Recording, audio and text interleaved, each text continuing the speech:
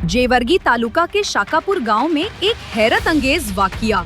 एक औरत की लाश गांव की बौली से बरामद होने के बाद पूरे इलाके में अफरा तफरी मच गई है। 31 साल की भाग्यश्री ट्यूसडे यानी 7 अक्टूबर को अचानक लापता हो गई थी। 2 दिन बाद उसकी लाश गांव के पानी के कुएं यानी बौली में मिली।